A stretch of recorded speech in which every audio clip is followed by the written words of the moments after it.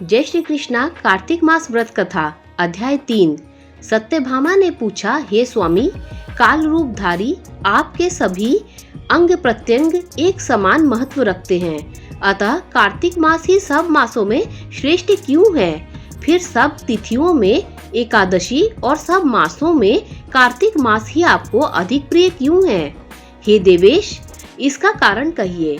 श्री कृष्णचंद्र जी ने कहा, हे प्रिय, तुमने मुझसे बहुत अच्छी बात पूछी। इस विषय में महाराजा वेन के पुत्र पृथु और नारद का संवाद कहता हूँ, उसे एकाग्र मन से सुनो। इसी प्रकार एक समय नारद जी से राजा पृथु ने प्रश्न किया था और सर्वज्ञ नारद जी ने पृथु को कार्तिक मास की महिमा बतलाई थी। नारद जी ने कहा, हे राजन, बहुत दिन पहले समुद्र का शंखाचूर नामक अत्यंत शक्तिशाली और पराक्रमी एक राक्षस पुत्र तीनों लोकों को मथ डालने में समर्थ हुआ। उस शंखाचूर ने स्वर्ग लोक में रहने वाले देवताओं को जीतकर और इंद्रादि देशों लोकपालों के अधिकारों को छीन लिया। उससे डर कर समस्त देवगण सुमेरु पर्वत की कंदराओं में अपनी स्त्री और कुटुंब के साथ उसका अवरोध करते हुए बहुत दिनों तक छिपे रहे। जब सब देवगण सुमेरु पर्वत की कंदराओं में आसन जमा कर निश्चिंत होकर रहने लगे, तब वह राक्षस सोचने लगा कि यद्यपि मैंने सब देवताओं को जीत लिया है और इनका अधिकार भी छीन लिया है, तो भी ये लोग बलवान ही ज्ञात होते हैं। अतः अब हमको क्या करना चाहिए? आज मुझे ज्ञात हुआ है कि ये सब देवता वेद मंत्रों से बलवान हो जाते हैं। उनके वेदों को हर लेने से ये स्वतः बलहीन हो जाएंगे। नारद जी ने ऐसा कहा। ऐसा मानकर शंखाचूर विष्णु भगवान को सोते देख सत्यलोक से स्वयं उत्पन्न समस्त वेदों को चुरा लाया।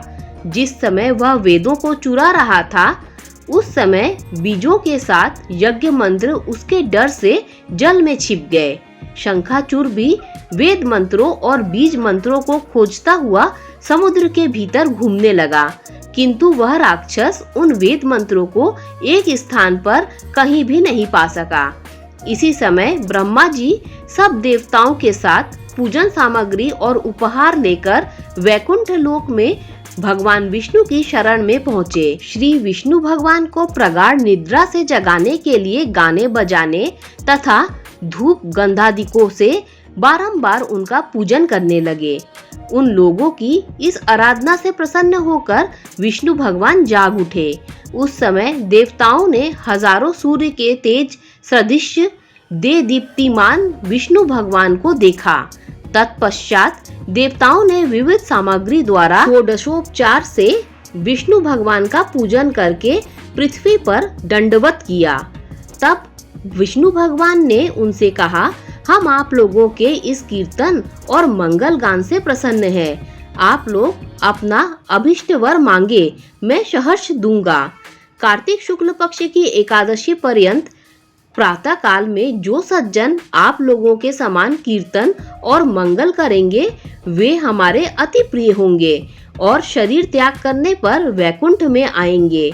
यह वो पाद्य, अर्घ, आचमन और जल आदि सामग्री आप लोग हमारे लिए लाए हैं, वे सब अनंत गुणों वाली होकर आप लोगों को आनंदित करेगी।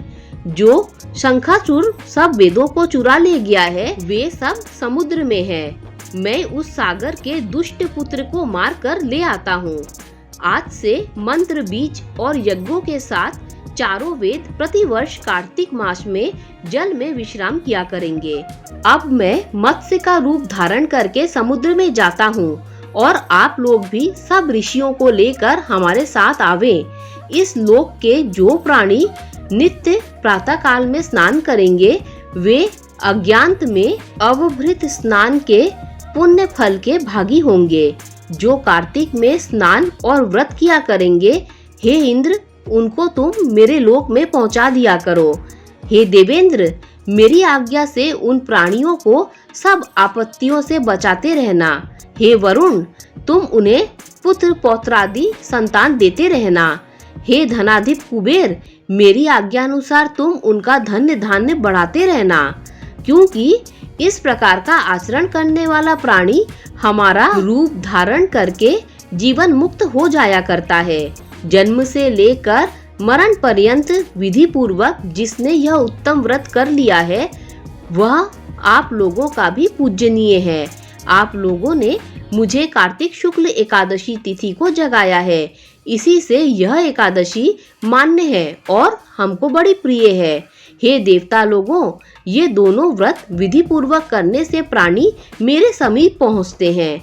इस प्रकार का ना कोई तीर्थ, ना कोई व्रत और ना ही कोई यज्ञ है जो स्वर्ग दे सके। दोस्तों, कार्तिक मास व्रत कथा अध्याय 3 यही समाप्त होता है। जय श्री कृष्णा।